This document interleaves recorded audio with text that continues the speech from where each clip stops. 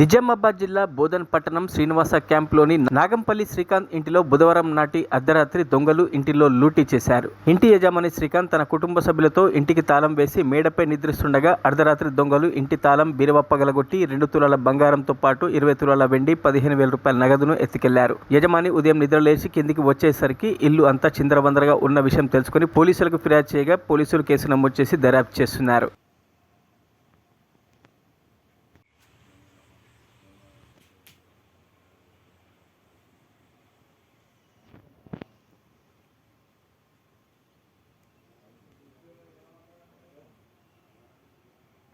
ఇక్కడ డెస్క్లో పర్సులు కూర్చోని